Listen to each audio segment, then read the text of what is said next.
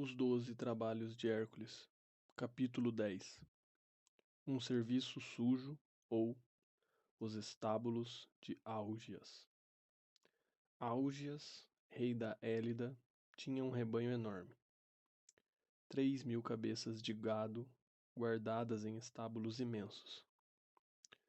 Outrora, os animais tinham sido o orgulho do dono e o esterco que produziam a riqueza da região. Mas Álgias era negligente com seus animais. Desde o início do seu reinado, nunca mandara limpar os estábulos. A sujeira tinha se acumulado tanto que os próprios escravos, não podendo suportar aquela imundície, se recusavam a entrar lá. Os animais abandonados não pastavam mais nos campos. Sem seu esterco, que não era mais recolhido, as colheitas agora eram magras. A Élida tinha se tornado um reino empobrecido que se esvaziava dos seus moradores. E eu, Hércules, limpar os estábulos do rei Álgias? É uma ordem, disse Euristeu. Pode levar o tempo que precisar. Hércules nunca se sentiu tão humilhado. Era um trabalho nojento, e nem que dedicasse o resto da vida à tarefa, terminaria a limpeza. Resignado, atravessou a Arcádia muito antes de chegar ao reino de Álgias. Já soube, pela fedentina, que estava se aproximando. Para respirar, tinha até de proteger o nariz com a pele de leão. Decidiu subir ao topo de uma colina, onde o ar era menos viciado. De lá, observou o vale. Ali estavam os estábulos, um sem número de construções envoltas na bruma fétida e morna do esterco. Hércules foi se lavar e beber água num rio que corria por ali. Levantou-se, tentou se orientar. Este rio é o Alfeu, murmurou. E no Vale Tempe, pertinho, existe outro rio, o Peneu, que nasce do maciço do Pindo. Esses rios desaguam no mar que avisto daqui. Uma ideia meio maluca brotou no seu espírito. Hércules lembrava-se de como, outrora, pusera em debandada o exército de Ergino, rei de Orcomeno. Passou o resto do dia explorando os arredores, depois voltou à planície e entrou na cidade de Élida, com o coração mais leve. No dia seguinte, assim que o sol despontou, foi ao palácio. Pediu para ser levado ao rei, que o recebeu com uma desconfiança cansada. Quer dizer que você é Hércules, e Euristeu o encarregou de limpar meus estábulos. Ele não imagina a dificuldade da tarefa. Diga-me de quantos homens você precisa e quantos anos vai levar. Talvez, por possuir aquele rebanho havia tanto tempo, o rei Álgias acabara ficando parecido com um boi. Derreado no trono, cabeça baixa, observava o visitante com um olhar apagado e bovino. Não preciso de ninguém, respondeu Hércules, e espero concluir o trabalho no fim do dia. Ao ouvir essa resposta, Álgias caiu na gargalhada.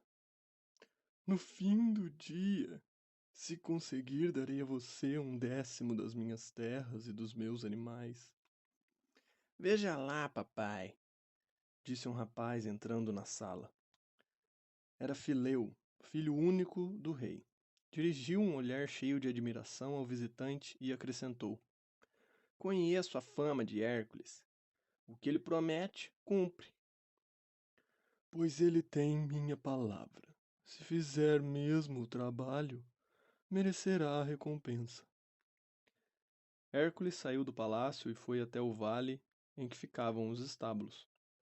Lá, afundando no esterco e tapando o nariz, percorreu os corredores, entre eles aos gritos. Tirem o gado do curral e levem-no para os morros. Logo, o gado se dirigia em longas filas para os pastos altos da vizinhança. Enquanto isso, Hércules, cobrindo o rosto com a pele de leão, Escancarava as portas dos estábulos e, para arejá-los melhor, derrubava uma parte das paredes com sua clava. Por volta do meio-dia, os estábulos estavam vazios. Só restavam os excrementos e a imundície. Hércules foi até o pé do morro em cuja encosta abriu uma vala bem larga que levava direto ao Alfeu. Quando enfim atingiu o rio, as águas entraram com força na vala, varrendo terra e pedras ao passar e alargando rapidamente o grosseiro canal. Hércules não esperou que a água chegasse ao vale. Correu para a cadeia de montanhas que se erguia do outro lado, o Pindo. Na véspera, tinha notado que o segundo rio, o Peneu, metia-se num desfiladeiro que era fácil fechar. Subiu até o pico rochoso que dominava essa garganta e lá do alto jogou um enorme bloco de pedra.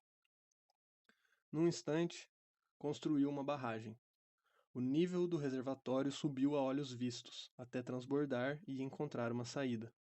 Um passo pelo qual as águas se precipitaram no vale.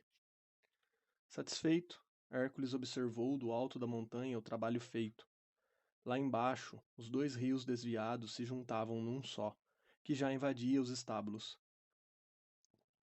A impetuosa torrente se infiltrava por toda parte e arrastava para o mar próximo esterco, palha, sujeira. As próprias paredes eram varridas e lavadas. De noite, quando achou que a lavagem tinha durado o bastante, Hércules fez a operação inversa. Tapou o canal que abrira para o Alfeu passar e removeu os rochedos que derrubara na garganta do Peneu. Pouco depois, os dois cursos d'água retornavam ao antigo leito. De volta ao vale, viu os rebanhos descerem em fila para os estábulos. Quando lá chegou, encontrou o rei Álgias, em pessoa, inspecionando o lugar. "O que está fazendo aqui?" grunhiu Álgias. "O que quer?" "Minha recompensa, as 300 cabeças que você prometeu." O rei se virou para os serviçais e escravos.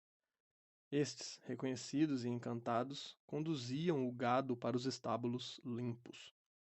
"Eu?" gritou Álgias, fingindo surpresa. Invocando o testemunho de todos os presentes, ele acrescentou: "Nunca vi você antes. Você quase afogou meu rebanho e ainda quer que eu lhe retribua?"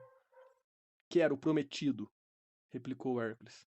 "Fileu, seu filho, poderá confirmar." "Muito bem, tragam Fileu aqui. O que ele disser, farei." Interrogado, o rapaz baixou a cabeça e declarou: "Desculpe, pai, mas sua memória está falhando. O senhor de fato prometeu a Hércules 1/10 do seu reino e do seu rebanho." "Insolente!" berrou o rei, espumando de raiva por ter sido pego em falta diante dos seus súditos. Álgias desembaiou a espada para matar o próprio filho. Furioso com tanta má-fé, Hércules foi mais rápido. Puxou a sua e trespassou com ela o rei. Fileu precipitou-se para o corpo sem vida que jazia no chão.